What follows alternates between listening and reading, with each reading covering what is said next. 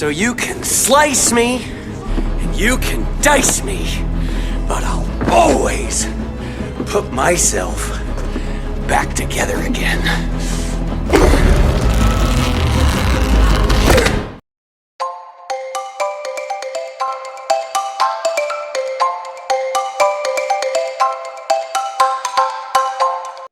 Hi everyone, welcome back to my YouTube channel. So today we are going to recreate the face of Baggy the Clown from One Piece. So it's going to be a female version of Baggy the Clown. Okay guys, so I already set up my hair in case na maglalagay tayo ng wig. So naka-tube ako, akala niyo nakahubad ako ha. So first is I already moisturize. No, I mean I already wiped my face. I already cleaned my face. So for the base, I'm going to mix the foundation, a light foundation, and this one from Naked Skin, shade number 8. Kasi 'di ba si Baggy is may ex na ano sa face, since wala akong kulay white nga na face paint. So, ito na lang muna at yung white na foundation i-combine. Kaya para what's this? Hindi ko maano yung sabi yung word. Ma-emphasize yung white na andito, yung skull. So, ito na yun guys, yung mixture ng foundation ka na white and yung nude skin by the shade of number 8. So, this one, I got this from my aunt. Sinishake ko muna siya bago.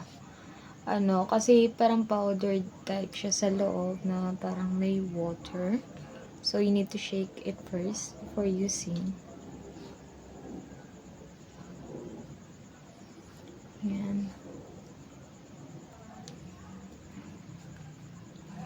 So, yan. So, hindi na ako guys nagdagay ng concealing cream. Since natatakpan na rin naman yung yung mga chismis natin sa mukha. Kaya bumbum na yan.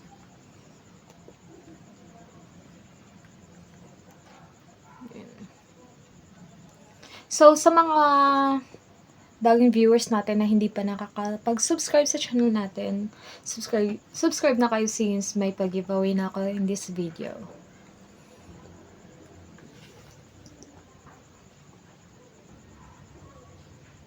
Then, I'm putting some powder.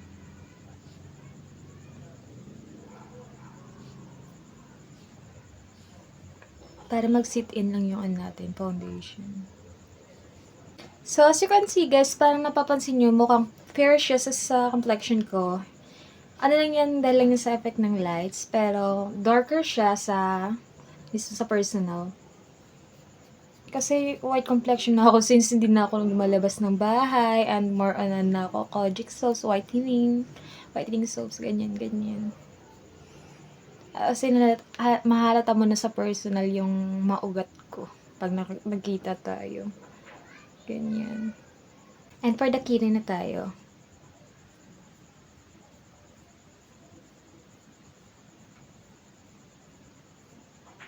So, since hindi na ako makapag-pageant, unless sasali ako ng gandang nanay, pwede pa. Balik cosplaying na lang tayo, guys. Until now, hindi ko pa rin nalinisan yung kilay ko. Ewan ko ba, siguro dahil wala ng time. Nagkakatime lang ako magkaganto-ganto kapag nandito na yung asawa ko, pag kauwi na siya ng trabaho, ganyan. But most of the time kasi yung oras ko napupunta sa kay Riri. I'm a hands-on mom kasi eh. Tsaka parati kasi ako hinahanap ng anak ko kapag kunwari bubuhatin siya ng lola at lola niya. Hanap niya pa rin ako, naiiyak. Nagtatantrums na si baby. Okay.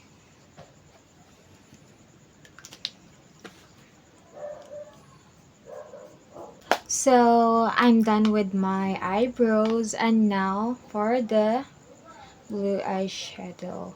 First thing is magkakaroon muna ako ng smoky eyes effect dito sa mata natin bago natin ilagay yung parang pa-arc or something like na pa-curve na arrow. Hindi naman siya as in arrow dito, yung kulay blue.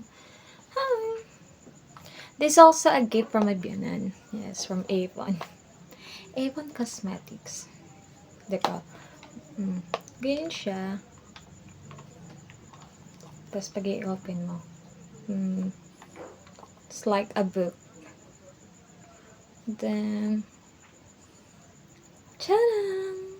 So cutie. Minsan ko lang siya gamitin. Parang, gusto kong itago na lang. Huwag na lang gamitin. Parang ganun. So, maglalagay ulit tayo ng base as usual. Ito. Okay.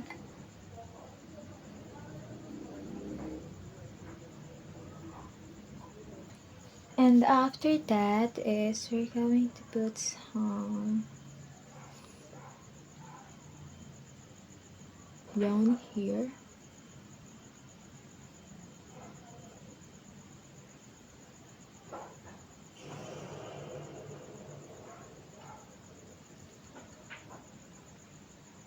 So, yan. So, next is this one. Parang ano siya, black na may pagka-violet. I don't know. Pero parang violet siya dyan sa video. Right? Dahil siguro saan ng ilaw. Pero let's try to put that here.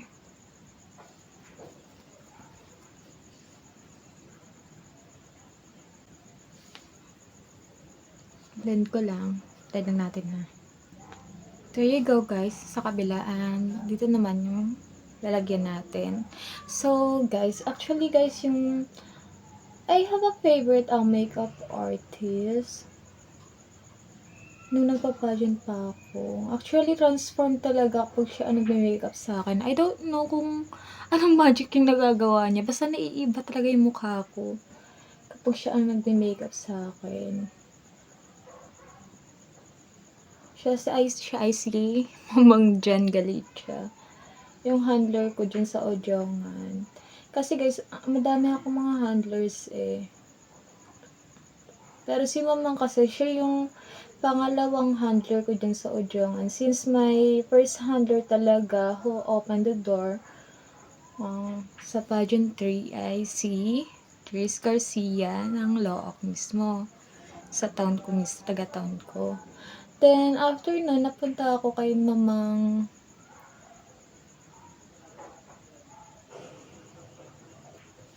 Jansel.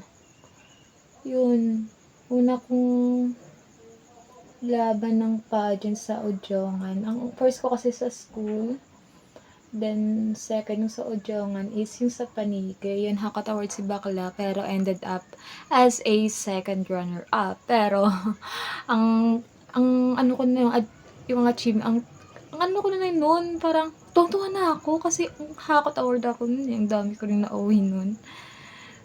Tapos after nun, ay yung next na laban ko is putik. Guys, lumaban ako ng isang provincial pageant, but yan ng turismo. Sa Ojongan din. Third pageant ko yun. Yes, 17 candidates kami doon. And ended up with the title of Miss Tablas. After nung pageant na yun is dami ko ng sunod na racket na kinuha na ako ni Mamang Jan Galicia doon sa Ojongan. Then yun, after nun is may kumuha naman sa aking handler sa Romblon, sina Tita Tony and Tita Jason yon. Doon sa kanila ako, mas maraming crown na nakuha. Yan sa buong Romblon.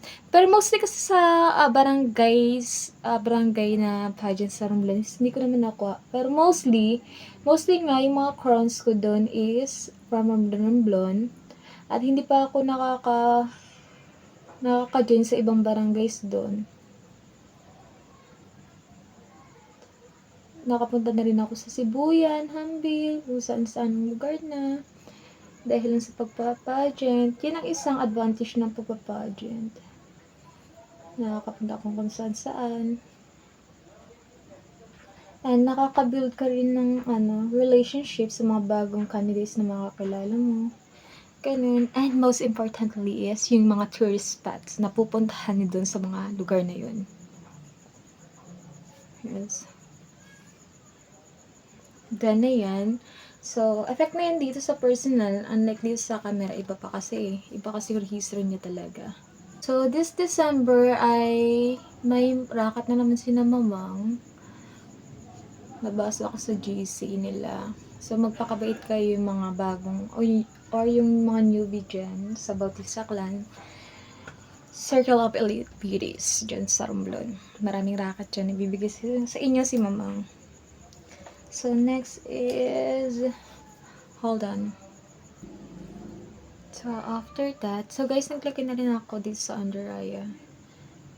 Nilagay tayo dito. Yung papatungan natin ng eyeshadow na blue.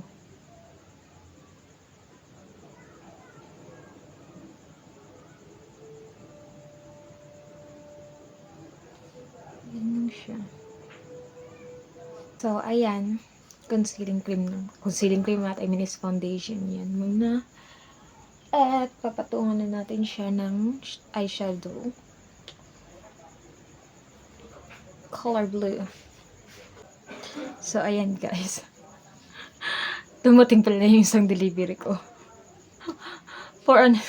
Yung wig ko, dumating. Pinalalamove ko kasi. Hinahanap nga ako sa labas. Hindi ako lumabas. Yung pina-receive ko yung asawa ko. Nakaganto ako. So, ayan na nga. Maglalagay tayo banda dito.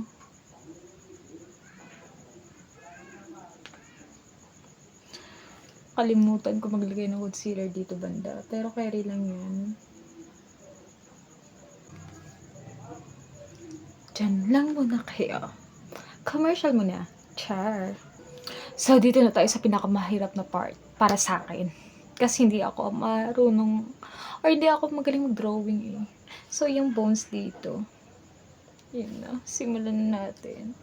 So, tinitingnan ko kasi yung copy ko dito. No?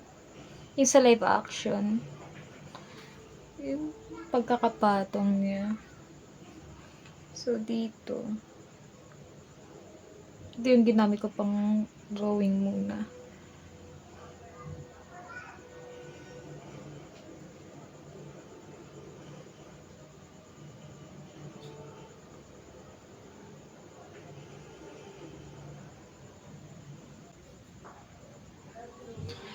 Mag-drawing muna ako guys, wait lang.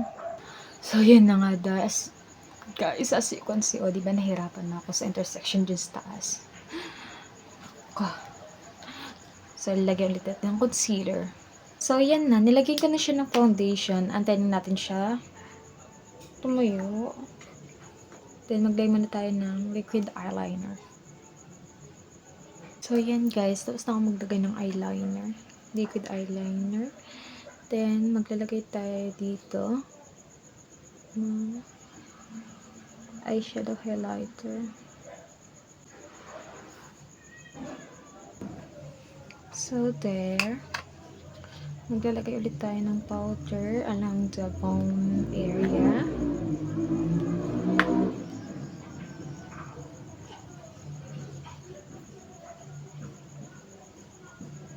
As you can see guys, I'm putting an eyeshadow here to emphasize the bone structure or the bone drawing on my forehead.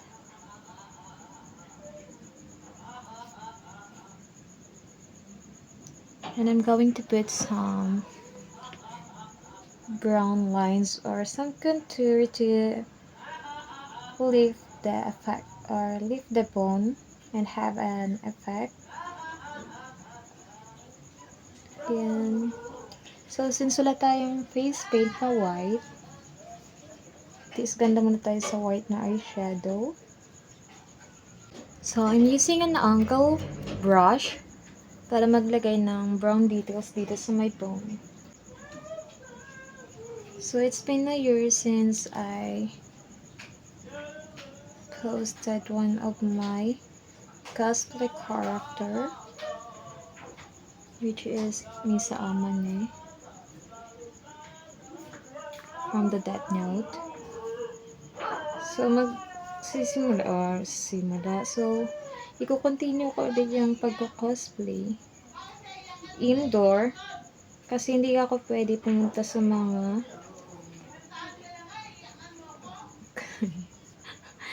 cosplay cosplaying event since may baby na ako. Yung anak ko dun, umiyak na nun sa labas. Nahanap na naman ako nun. So, there.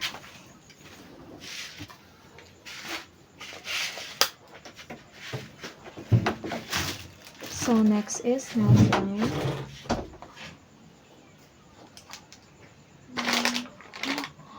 Oh my God.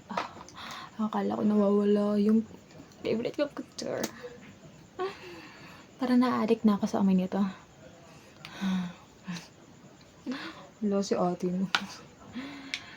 So, yan guys. Dito muna maglagay tayo ng contour. Ba, hindi ko mapantay yung pagkalagay ko ng ano.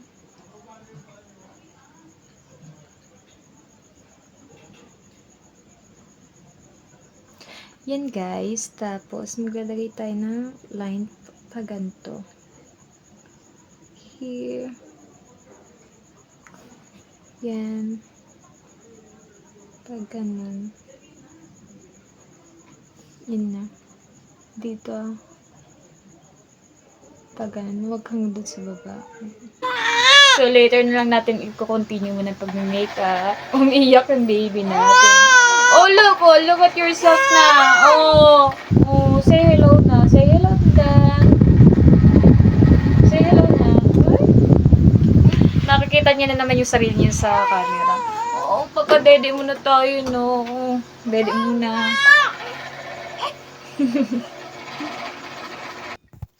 So, ito na nga guys, nagpapadede ako. Blush on.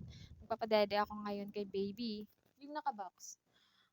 Isang kamay lang yung gamit ko ngayon sa pag-makeup since yung isang kamay ko is na kay baby sa baba.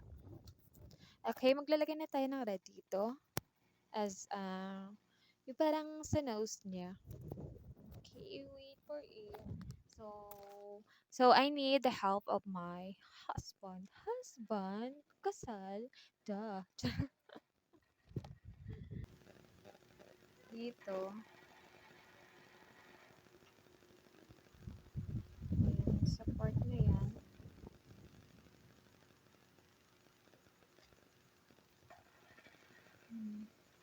Yan, tama na. Tama na yan, tinatamad na ako, Char. Ba't nakatingin ko sa akin? Wait lang guys, fix ko muna lahat. So, here it is. So, nag-seek ako ng help sa husband ko. Siyang mahawak ngayon ng mirror. It kind of looks like that I have a runny nose right now. Look. Ang cute lang. So, this is my first time kasi to do some not an actual na, parang yung ang tagal ko mag-makeup sa isang clown. Unlike sa dating mga TikTok ko is, gumagawa naman ako, so, not not that so good naman. Parang, alam niyo yun, parang 5 minutes makeup lang for the clown, like that. So, tapusin ko lang to, yung sa nose ko, okay? So, after that, I'm going to put some blush on. Kasi female bulky. The clown. The future emperor of One. Kasi nga, may blush on ako kasi nga female the clown tayo. The future emperor of One Piece. Of One Piece. Bakit ka tumitingin ng ganyan sa akin? Naiinap ka lalo. Nako, iwanan na talaga kita, Char. Parang tanga. Alam niyo ba guys, jowa ko may kabit siya sa kanya. Pangalan is...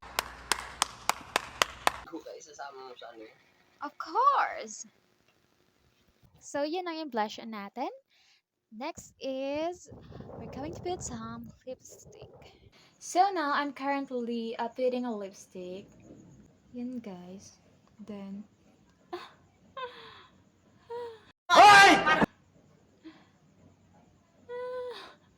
char. Then, ganyan. Kaano-ano tayo dito ng parang kumalat. Ganyan, i-flush out lang natin siya. Blush out.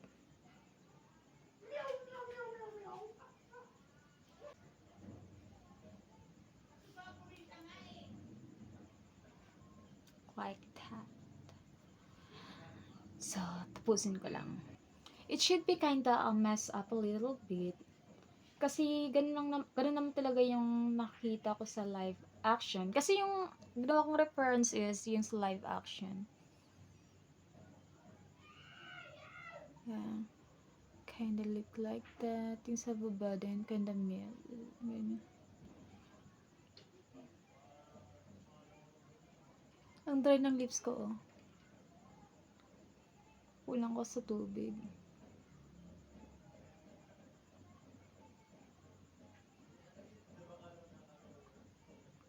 Naririnig ko na naman sila sa labas na nanonood sila ng Game 5. Hindi ako makapanood ngayon. Kaya, kasi nga, diba, gumagawa tayo ng ganito.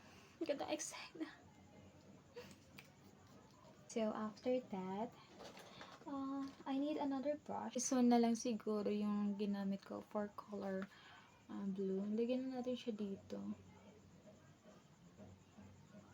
Ganyan.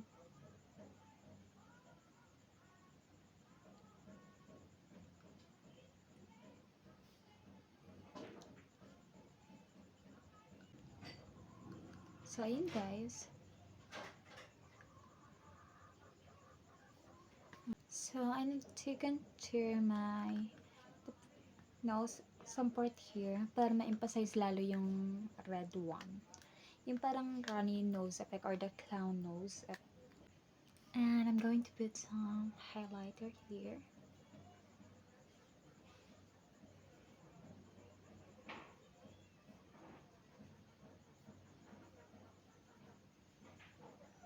There you are. So, ayun guys, magpapalit na ako ng damit. Go for the photo shoot na. And for the final look, okay? Later! So, kung nakaabot kayo dito sa video na to, ang unang makakatype ng Baggy the Clown ay makakuha ng contact lens. Bagong contact lens, okay? So, type here sa YouTube comment section yung Baggy the Clown. Then, stay updated din sa Facebook ko. Okay? So, later! So, here you go, guys. This is my final pick. What do you think, guys? I already put some contact lens and mascara on. And, hindi na rin ako naglagay ng false eyelashes.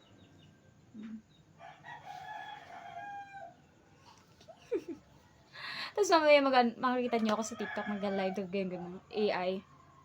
Thank you for the rose. Thank you for the rose. Thank you for the rose. Thank you for the rose.